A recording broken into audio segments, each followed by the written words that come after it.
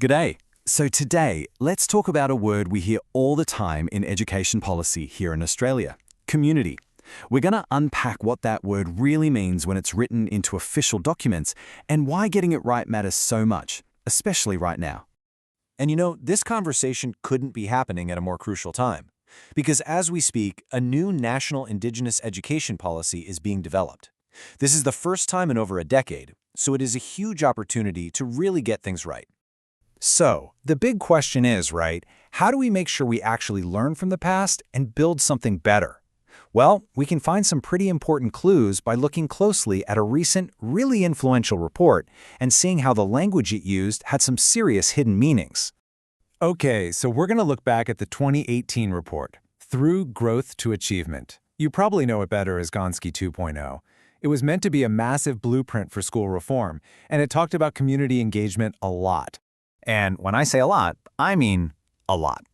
The word community pops up, get this, 67 times in the main report. So clearly this idea of community was absolutely central to the whole plan. But what did they actually mean by it? And that's where this whole thing gets really interesting, because a couple of researchers, Marnee, Shay, and Lampert, asked this really simple but powerful question. Community according to whom?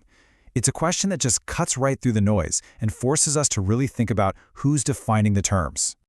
So they dug into those 67 mentions of community, and what they found was that the report wasn't just throwing a word around. No, it was actually building a very specific and honestly a pretty limited idea of what community is and what it's for. Two big themes really jumped out from their analysis. First, the idea that community engagement is basically a tool to create a stronger economy.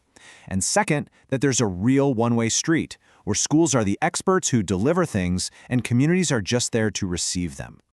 Let's break that first one down. The report often treats the word community as if it just means the business community or industry. So the whole point of engagement wasn't really about belonging or cultural strength, it was about creating workers. And look, it's right there in the report itself. It says strong partnerships are central, and then immediately gives the example of schools partnering with local industry. The message is pretty clear. The main goal here, especially for students labeled disadvantaged, is getting them ready for a job. Now for that second theme, and this one is all about power. The language consistently sets up this idea that schools are the active ones. They're the givers with all the knowledge and all the resources, while communities are just passive, waiting to be helped. And here is a perfect example. The report suggests using brokers to help communities that lack the right networks. See that word, lack? It immediately frames the community as being deficient, as missing something essential that an outsider needs to come in and fix. There's actually a name for this. It's called deficit discourse. It's a way of looking at a whole group of people and only seeing the problems, only seeing what's supposedly missing, while being completely blind to the incredible strengths, the assets, and the deep wells of knowledge that already exist. So if that's what's in the report, what about what's not in it? Because sometimes what's left unsaid, well, it can speak volumes. The silences here are just as revealing. This is a massive one. The report consistently refers to the Indigenous community as if it's one single group.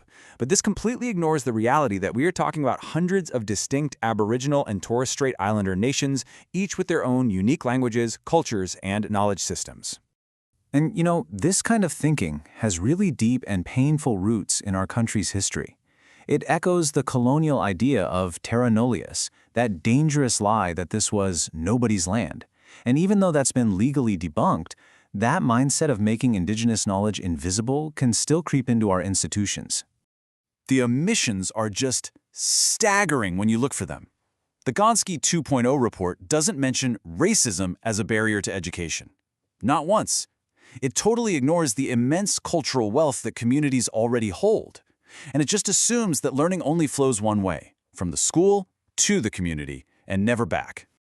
All right, so where does that leave us? Well, it points to a pretty urgent need for what the researchers call a policy disruption.